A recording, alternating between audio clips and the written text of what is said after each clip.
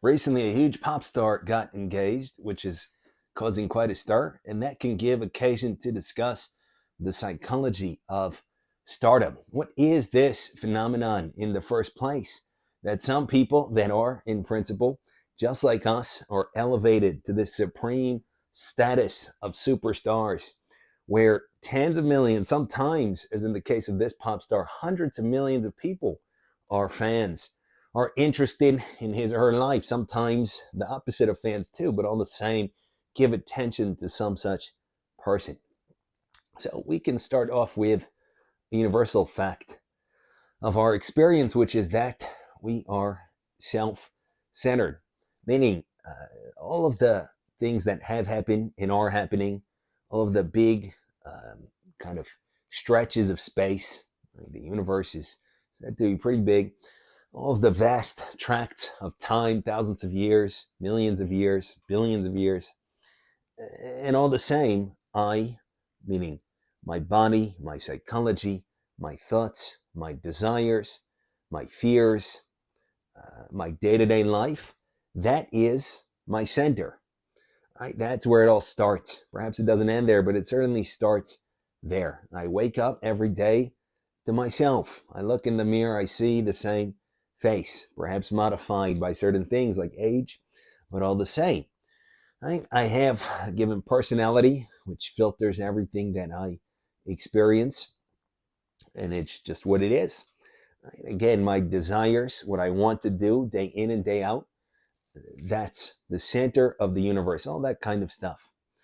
Now, normally, there is a contrast between this empirical, meaning experiential fact that's experienced, which is that I am a center of everything to myself, and a very different reality, which I suppose is actually so, which is that I am almost nobody's center, right? Meaning to myself, I'm the VIP. To the self, I'm always the center of the show, the main character. And yet, out there in real life, chances are that's not at all the case. I'm not the main character. I'm just a side character, right? I'm just an employee, for example. I'm just uh, a small time person in business. I'm just some neighbor, somebody's neighbor. I'm just a person passing down the street.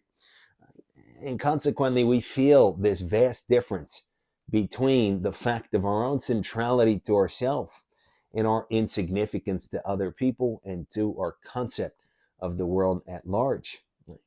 To the world at large, I imagine there's billions of other people. Most of them, all of them, save for a few, do not know about me at all.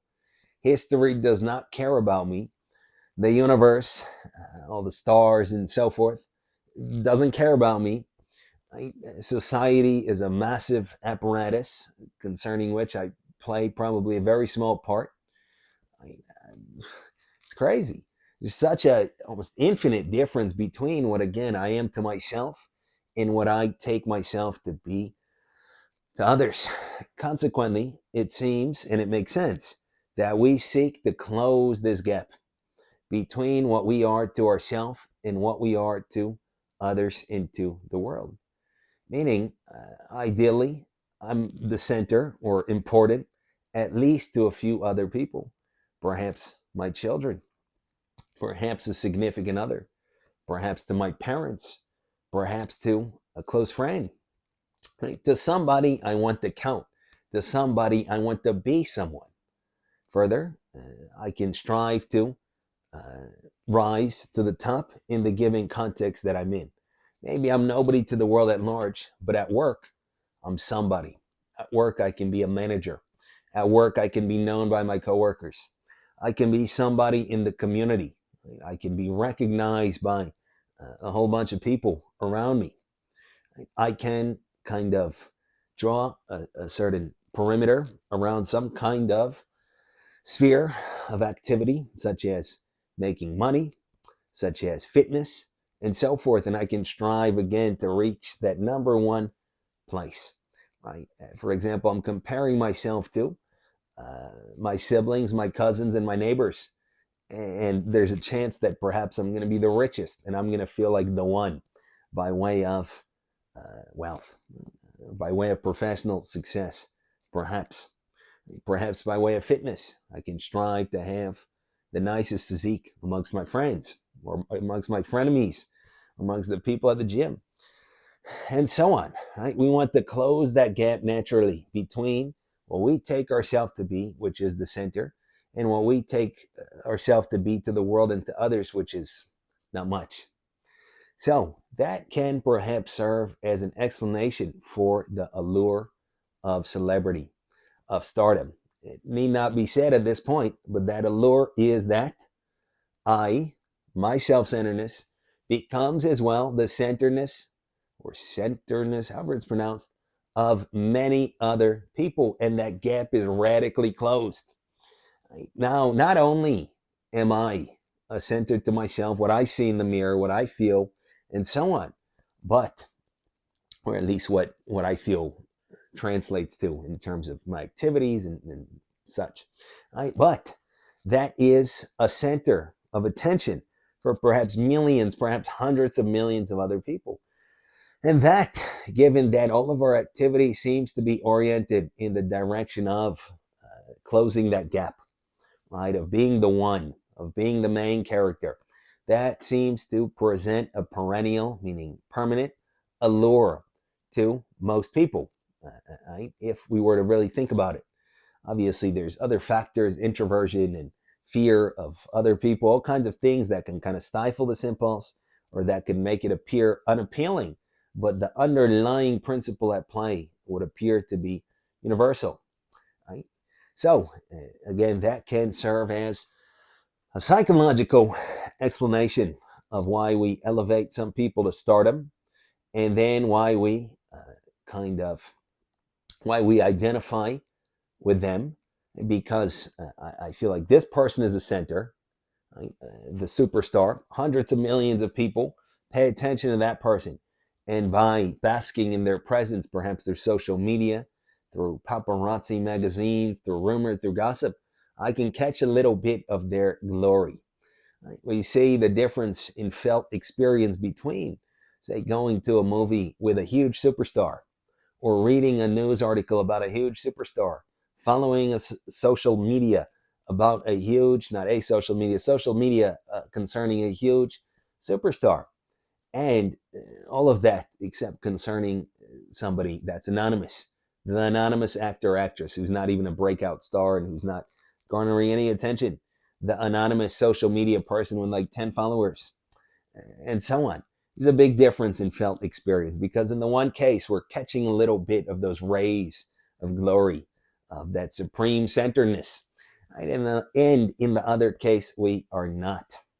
So with that said, we can briefly seek to learn a lesson from these dynamics.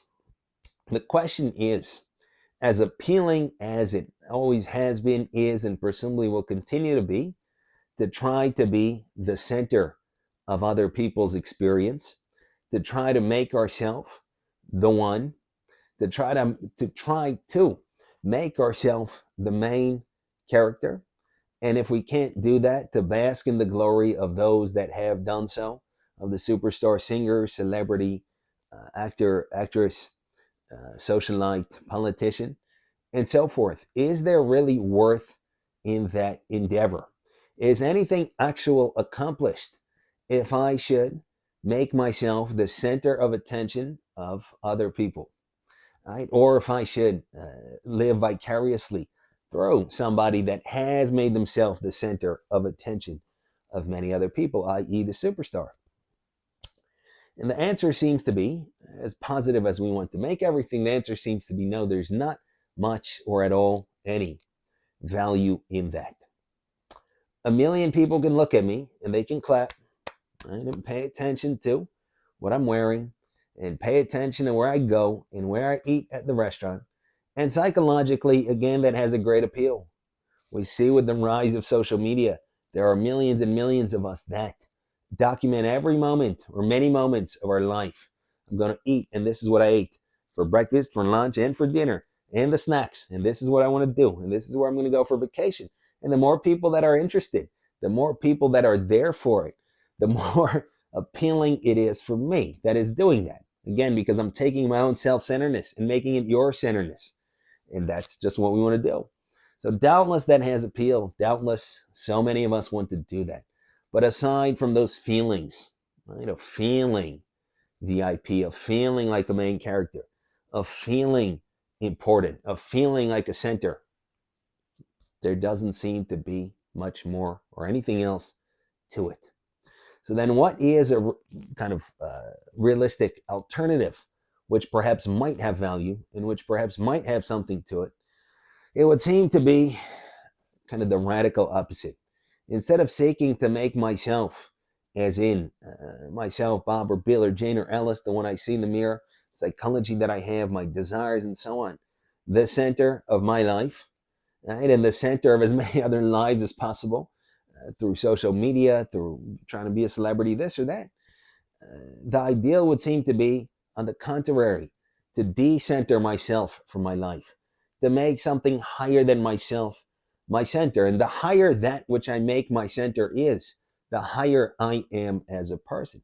Meaning, if I make myself, in this sense, my center, I'm just vain. Right? Not necessarily maliciously, and that can be perfectly fine for some number of years, especially as a teenager, as a young person. Right? I'm obsessed with my appearance, no problem at all. But eventually, I want to take something higher than just my appearance, than just myself, and make it my center. Right? And if I make, for example, an idea my center, justice, right, then that can kind of reflect on me, and I can improve my character, and I can be better for that. I make some kind of grand objective to do good to others my center, my ideal. I replace my obsession with myself with that, even better. Right? But ultimately, probably we want to make the highest possible reality that we can conceive of at any given moment our center. And we always want to be striving toward it. And that presumably has real value, not just feelings. Again, practically speaking, in short, improving our character, becoming less self-centered, becoming less concerned with making ourselves the center of other people's lives, developing our inwardness, meaning not just who's paying attention to me and what's going on, but uh, myself from the inside out, developing my human capacities, my individual capacities, even if in quiet, even if unknown to others, that would seem to have real value and worth. With that said, the phenomenon of celebrity certainly shall continue, and it can doubtlessly be innocent and entertaining to engage with. So we can consider it. Thank you for listening.